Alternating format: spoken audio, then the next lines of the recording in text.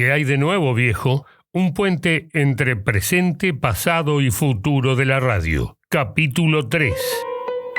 Estamos paradas en los 60. La radio empieza a cambiar en contenido, consumos y estética. Bienvenidos y bienvenidas al último episodio en el que recorreremos cómo la tecnología modificó la relación con las audiencias a lo largo de la historia de la radio. Mi nombre es Claudia Román. Y yo soy Irina Sternik. Venimos de repasar en el capítulo anterior el cambio de piel de la radio y estamos en la antesala de lo que será el post-broadcasting.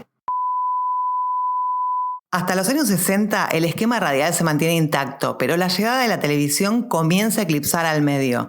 Claro que la única responsable no fue la evolución tecnológica, sino también la coyuntura social. El siguiente momento, a partir de la década del 60, el centro de la escena mediática, tanto en consumo como en la preocupación académica, deriva hacia la televisión como el mueble central en el hogar. La radio, frente a eso, que se pensaba que entraba en crisis, rápidamente se va adaptando con una cuestión de soporte tecnológico, que es la ampliación de la miniaturización, se vuelca definitivamente a la movilidad. No es que no se escuchen en las oficinas, los talleres y los hogares, pero la radio empieza a incorporar formatos adaptables a la escucha distraída propia de la movilidad. Entonces los grandes géneros son el informativo radiofónico, el show radiofónico, el panel periodístico y los shows musicales basados en las grabaciones. Aparece la figura del disc-jockey, del selector de música, el conductor de show radiofónico se hace una figura muy importante.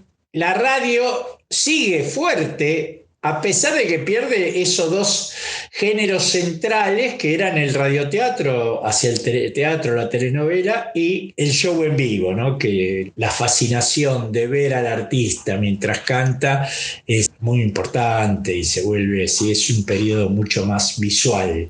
Escuchamos a José Luis Fernández, doctor en Ciencias Sociales, especialista en lenguajes radiales y autor de decenas de publicaciones relacionadas con la radio, la comunicación y la cultura.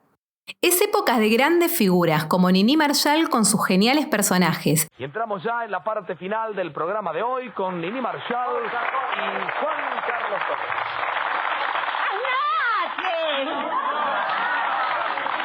¿Cómo le va, Catita? Ay, tengo un cansancio en los pies que les juro que camino de memoria. ¿Cansancio en los pies? ¿Y por qué? Estuve escribiendo toda la tarde. Ah, entonces se explica. Tengo de pronunciar una conferencia en el Centro Filogramático Poetas y Prosaicos. Y de periodistas que marcaron un cambio en la radio, como Hugo Guerrero Martínez, Héctor Larrea, Cacho Fontana y Antonio Carrizo.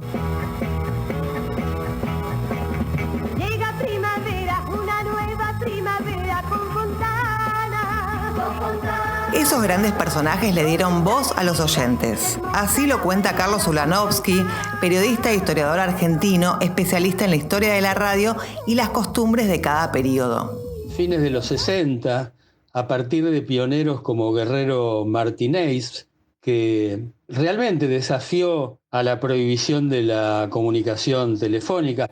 Otros tipos como Carlos Rodari, desde sus programas también empezaron a flexibilizar la presencia de oyentes. Yo recuerdo esa frase, decía Guerrero Martínez cada vez que recibía un mensaje. Otro que clavó la sintonía en la Noblex 7 Mares. Otro clavó la sintonía en Radio Belgrano y en su radio Noblex. La Noblex 7 Mares fue una de las radios más vendidas de la época, junto con la Noblex Carina, la Tonomac Platino y la Spica. Salvo la Spica, el resto eran de producción nacional. Hay ciertas pistas para entender el significado de la Noblex 7 Mares en el mundo de los aparatos radiofónicos de los años 70. Uno que no es menor es que es un momento analógico, no hay internet y si uno quiere escuchar emisoras internacionales tiene que hacer uso de la onda corta.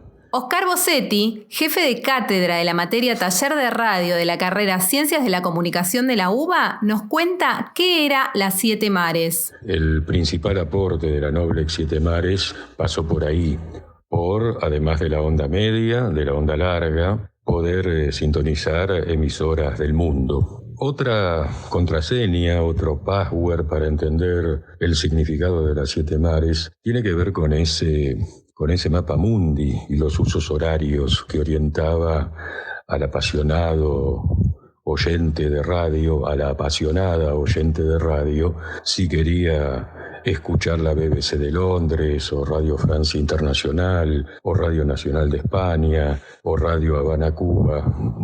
Menciono tan solo algunas del vasto territorio de las emisoras internacionales. Lo podía hacer sabiendo que de antemano esas emisoras a su vez mantenían un estrecho contacto con las audiencias, enviándoles a quienes así lo deseaban la programación semanal, la programación mensual, e incluso identificando en qué horarios se emitía para el público argentino en idioma español. En el programa de Hugo Guerrero Martínez, el Show del Minuto, Noblex fue uno de los auspiciantes, y entre otras cuestiones la genialidad del peruano Parlanchín pasó por hacer un programa de autor. En ese sentido era un programa unipersonal donde el propio conductor leía los avisos comerciales y utilizaba cada vez que ingresaba un llamado telefónico la mención, ya sea de la Noblex Harina, ya sea de la Noblex 7 Mares o de algún otro modelo que el auspiciante ponía a la venta. Después estaba la Spica, la famosa Spica, que era la imitación de la Hitachi, que venía con una funda de cuero. Y después las radios portátiles que venían de plástico, que eran chiquititas, venían con distintos diseños. Y después estaba la incomparable Noblex Tonomac 7 Mares, que esa era la radio más top que había, y que todos los que amábamos la radio queríamos tener una, pero era bastante cara, porque tenía distintas frecuencias. Podías escuchar onda corta, podías escuchar banda ciudadana, podías escuchar distintas frecuencias, y era impresionante. Esa radio era la que todos querían. El que habla es Félix Taylor, locutor, y como tantos, usuario pionero de las diferentes marcas y tipos de radio. Ya en los 60, la radio de transistor permitió que los equipos se volvieran más chicos y con más potencia. La marca más conocida, la japonesa Spica.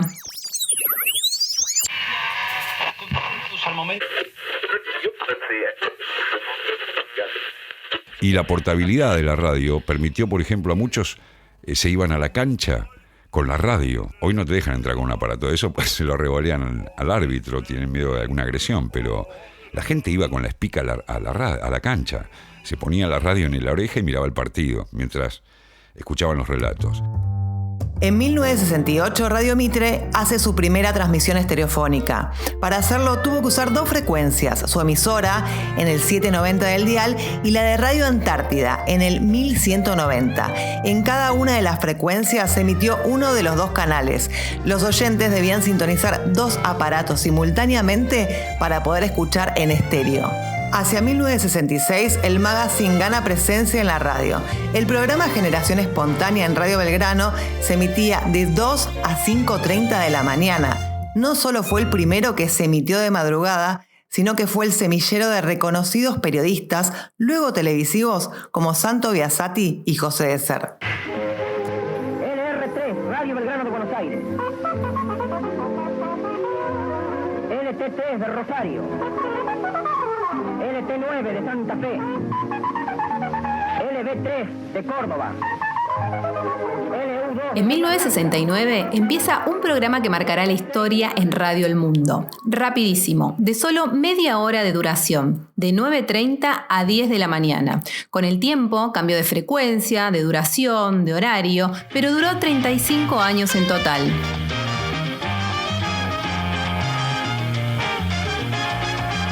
Algo similar pasó con Hugo Guerrero Martínez con el Show del Minuto, que nació en 1967 y duraba 6 horas. Fue pionero en invitar a los oyentes y también en convertir a los silencios en una marca radial. El Show del Minuto, buenas tardes. Buenas tardes, señorita. Mire, era para saludarlo al señor Hugo y desearle unas muy felices vacaciones y que Mire, muchas cosas lindas a la vuelta y mostrarnos a los oyentes sobre el minuto. Comprendido. ¿Su nombre? Nélida. ¿Cómo? Nélida. Gracias, Nélida. Buenas tardes. Mi querida Nélida, créame que se lo digo de todo corazón. No voy a hacer ningún esfuerzo para que mi descanso se convierta en un trabajo. Quiero realmente descansar. No voy en pos de novedades, simplemente de un poco de reposo que creo que todo ser humano tiene derecho a él para reparar sus fuerzas y olvidarse de todo, como dice el tango. La radio empieza a tener el estigma de música de fondo, pero hay algo que la salva del segundo plano, la primera mañana. Para ese momento, entre las 6 y las 13 horas, la audiencia superaba los 7 millones de oyentes, con Fontana Show a la cabeza.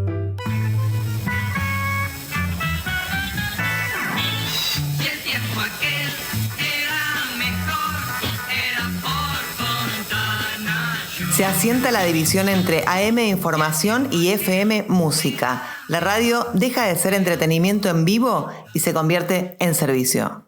Con la masificación de los cassettes y las doble caseteras, comenzó a desarrollarse la piratería por copia y las playlists con temas musicales seleccionados por los oyentes, ahora también oyente-editor. También se empieza a erosionar la figura del locutor tradicional.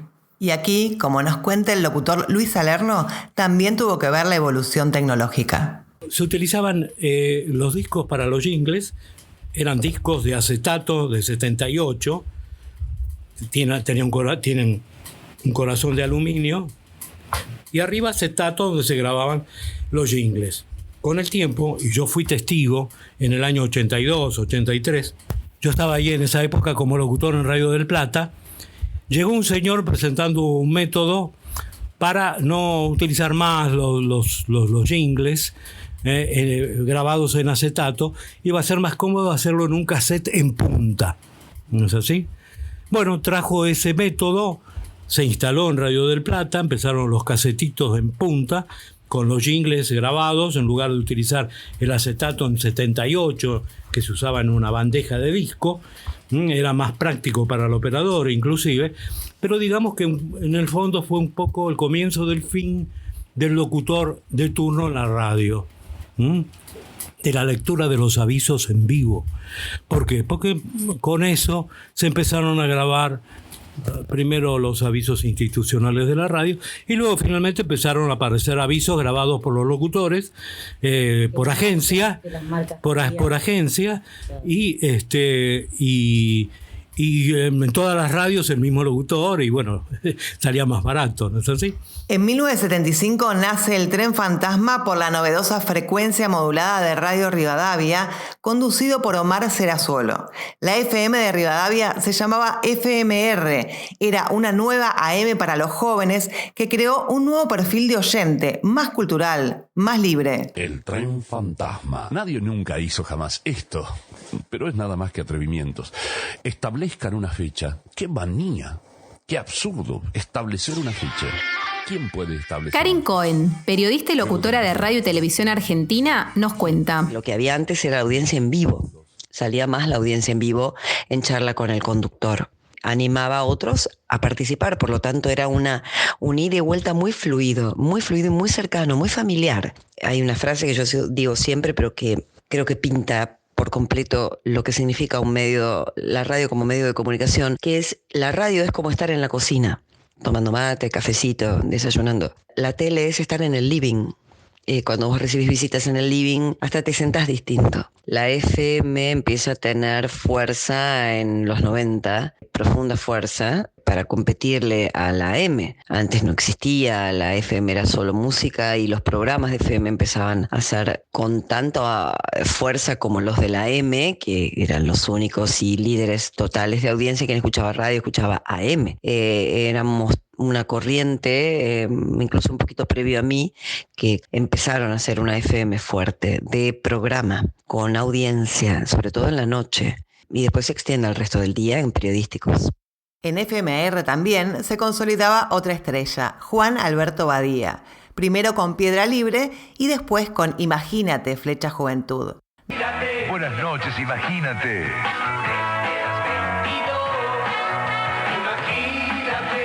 Graciela Mancuso. Imagínate. Con Juan Alberto Badía. Recuerdo que aquel programa del Beto Badía a la mañana en FMR, vos le elegías un tema. Con los oyentes hacía una cosa muy linda. Elegías un tema, llamabas por teléfono, elegías un tema, dejabas el número de teléfono y ellos te llamaban después y te hacían una nota porque habías elegido ese tema. Y yo recuerdo que a mí me llamó el Beto, y mirá vos, después de muchos años, cuando tuve la suerte de trabajar con él, se lo comenté. Y él también marcó un hito dentro de la radio, lo que hizo después en la televisión. Bueno, un tipo con una impronta muy particular, muy especial, que ha cambiado en muchos casos la forma de hacer radio, la forma de hacer televisión. Recién en este momento, la radio se empieza a medir un poco más. Si bien existía IPSA desde 1960, en 1972 nace Mercados y Tendencias. En 1998, Ibope absorbe a IPSA y poco después también a Mercados y Tendencias. El retorno de la democracia ayudó a que la radio cambie de piel. Entre el 84 y el 89, Radio Belgrano fue responsable de un nuevo modelo creativo, con fuerte contenido político, cruces de lenguajes, incorporación de nuevas temáticas. Le dio pelea al estigma ruido de fondo y se hizo escuchar. Especialmente a partir de la recuperación democrática, coincidente, digamos, con esa apertura, el oyente pasa a ser un gran personaje. Al principio dejaba mensajes que los productores tomaban a mano y le entregaban a los conductores que los leían. Luego llegaron los contestadores telefónicos y más adelante hasta hoy equipos cada vez más sofisticados. Y bueno, no solo se convirtieron en personajes los oyentes, sino que se convirtieron en parte de los contenidos. Pobre aquel programa que no recibiera llamados, que no recibiera mensajes de sus oyentes. En 1980, según IPSA, en Buenos Aires y Gran Buenos Aires circulaban 970.000 autos particulares y 25.000 taxis con radio. La radio sale a la calle no solo con los autos, sino también con la llegada del Walkman, que incorporó radio a partir de 1987. Junto con el equipo se vendían los auriculares MDR 3L2 de Sony, que cambiaron la manera de escuchar radio. Además, eran compatibles con cualquier dispositivo que tuviera salida mini plug. El eslogan decía: "Usa un Walkman y mira el mundo y toda nuestra nueva vida".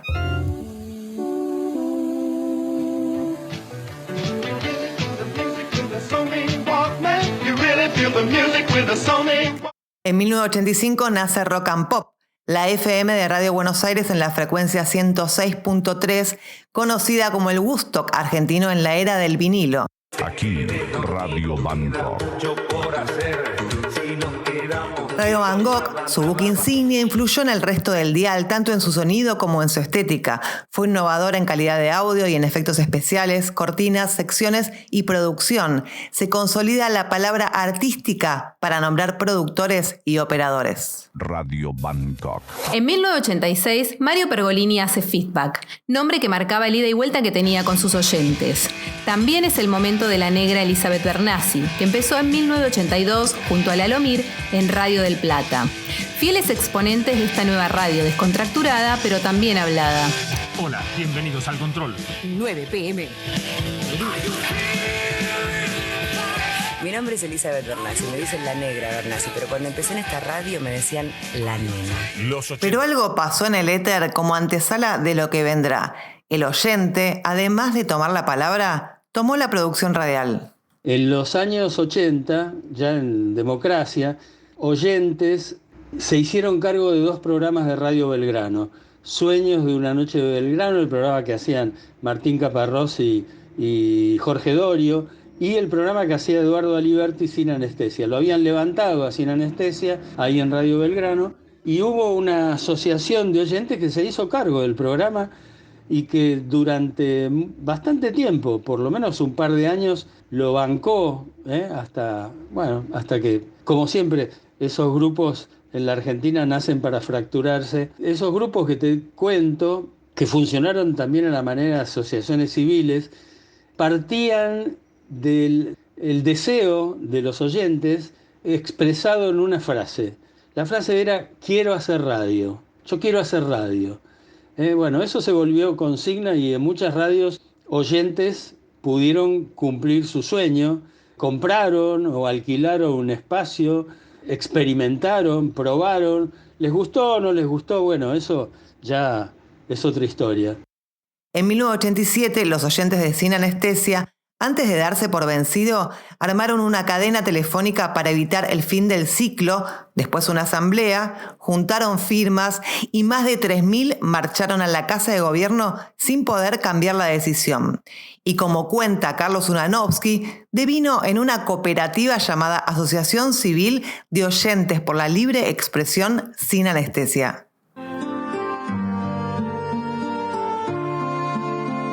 Mientras tanto, aquí, en la gran ciudad, una nueva hora comienza. Entre el 85 y el 89 nacen FM 100, FM Tango, FM Aspen y FM Horizonte. FM Tango, la radio de Buenos Aires. En ese año, el mapa radial contaba con 60 emisoras, pero solo 2 años más tarde serían más de 2.000. No solo se multiplicó la oferta, sino que nacieron las radios musicales, se segmentó la audiencia y explotó la artística.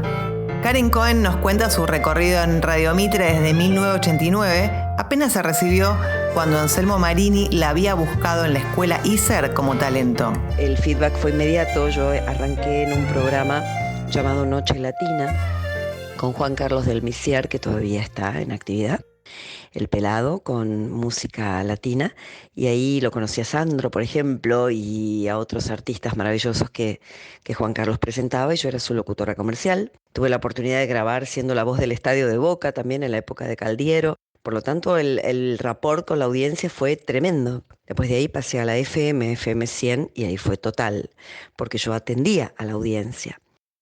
Con mi telefonito ahí en la mesa y mis libros de Top 40. Antes no había Google ni Internet, por lo tanto toda la información venía a través de los cables de noticias y libros. En 1990, según Multimedios y Marketing, en cada hogar de Capital y Gran Buenos Aires había un promedio de 5,4 aparatos. En el 92, ya la audiencia de las FM igualaba a las de la AM durante la mañana y la superaba durante la tarde y la noche. En 1993, el Buró Argentino de Radio informa que más de 12 millones de personas escuchan radio. Por primera vez, la FM supera a la AM. Los llamados telefónicos ya eran la marca de radio. En 1994, un relevamiento de la revista La Maga contabilizó entre 30 y 50 llamados por hora en cada una de las radios de Buenos Aires. Ese fue el promedio. Santo Biasati recibía en su programa Contacto Directo de Radio Rivadavia entre 300 y 600 llamados por hora. Luisa Alfino en su programa recibía 1.000 llamadas mensuales, 50 diarias. A fines de los 90, los celulares empiezan a ingresar a la escena radial. Aún sin internet, pero con antena, los Nokia y Motorola ofrecían radio con un chip dedicado para tal fin. De la mano con este adelanto se populariza Internet y el 13 de mayo de 1997 se emite el primer programa de radio en la web. Hola, buen día, las 6:30 de la mañana. Hoy es martes 13 de mayo de 1997. A partir de este momento, por primera vez, estamos saliendo en vivo, en directo, en tiempo real, por Internet, a todo el mundo. Internet permite romper con las dos barreras que tenía la radio, porque dependía de la altura de la antena y de la prolongación de la onda, y del momento en vivo. Internet llega a todas partes todo el tiempo. Desde los 2000 se cocinó a fuego lento un panorama que fue vistiendo a la radio de diferentes trajes. Radio online, grabada, diferida, cortada, con o sin video, con o sin frecuencia que la transmitiera. En ese momento, el 90% de los programas se nutrían por llamados telefónicos de los oyentes. En la actualidad, también. La escucha de la radio creció incansablemente desde su aparición.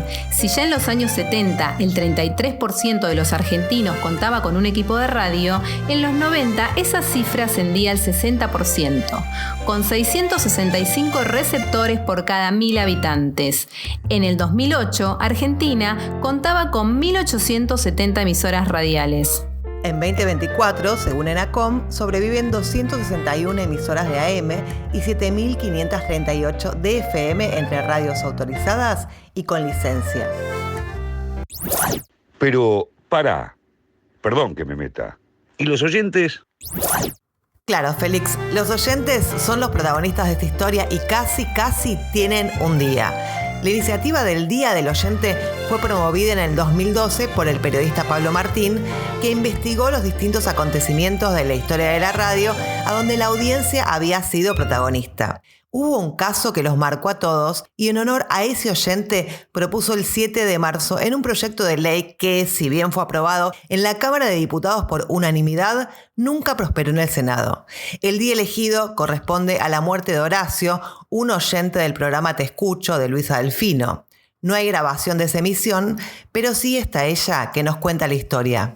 Al comienzo del programa, en el 91, 92, cada oyente era una historia impresionante, porque nosotros planteamos desde el principio que queríamos que nos contaran, que me contaran situaciones de lo íntimo, de lo privado, personales. Me pareció que era una forma maravillosa para que la radio no solo sirviera de acompañamiento, sino que tratar de darle salida a algunas cosas. Y de pronto aparece Horacio, no sé si fue fines del 91 o 92, y me dijo que ese día se había enterado que tenía SIDA. Me dijo SIDA porque en esa época no era tan común decir HIV, ¿no? Y que estaba muy choqueado y hablamos un largo rato y que tenía que hacer un tratamiento, pero que eran tratamientos absolutamente nuevos, que no había nada específico. Yo le propuse que si él necesitaba desahogarse y contarme, que no había problema, solamente teníamos que saber para llamarlo. Y entonces me dijo que iba a llamar un día por semana para ir contando cómo evolucionaba. Y así estuvimos durante casi un año. Y por supuesto que su situación iba desmejorando. Y él lo contaba. Un día me llamó y me dijo que quería despedirse porque no se estaba sintiendo nada bien y quería despedirse. Él salió al aire y dijo cosas muy lindas, le dijo a la gente cosas muy lindas y les dijo que había sido maravilloso para él haberlo hecho y se despidió de todos nosotros. No sé cuánto tiempo después llamó la hermana a la producción y les dijo que Horacio se había partido al otro plano. Cuando me lo dijeron, se quebró algo en mí muy fuerte. Pude decirle a los oyentes, agradecerles la compañía y les dije que Horacio se había querido despedir de ellos. Le pedí al operador que pusiera una canción y cuando la puso me senté en el piso y me puse a llorar desconsoladamente, lo cual era alguien con el que hablaba todas las semanas y que se había creado un vínculo muy fuerte y que por eso el dolor y el llanto y esa situación tan terrible. Y debe ser también por esa razón que cuando me preguntan de algún oyente, en primer lugar aparece Horacio por su historia, ¿no? Dolorosa y al mismo tiempo por su lucha por la vida y bueno, y después un montón de otros oyentes que sí recuerdo sus nombres y sí sé dónde están ahora, porque gracias a las redes me han escrito y me han dicho, bueno, soy tal, soy cual, estoy en este lugar, estoy haciendo esto, estoy haciendo lo otro. Aquí termina. ¿Qué hay de nuevo, viejo? Por ahora, gracias por escuchar. ¿Qué hay de nuevo, viejo? Es una producción de Claudia Román e Irina Sternik y forma parte de la tesina de graduación de la carrera de Ciencias de la Comunicación de la Facultad de Ciencias Sociales de la Universidad de Buenos Aires. Música original, Ignacio Montoya Carlotto. Entrevistados en este capítulo por orden de aparición: Carlos Ulanovsky, Félix Taylor, Oscar Bossetti, Luisa Lerno, Karin Cohen, Luisa Delfino. Locución: Félix Taylor. Dirección de la tesina: Martín Becerra. Diseño gráfico: Glenda Ross. Agradecimientos: Luisa Lerno, Soledad Girardi, Fernando Cacurri, Humphrey Encillo, Patricia Porquia, Francisco Carameo, Aníbal Ferrante, Archivo RTA, Archivo Encuentro, Archivo Jorge Aravito y a las audiencias que conservan el material de archivo en Facebook y YouTube, los que más cuidan nuestro patrimonio.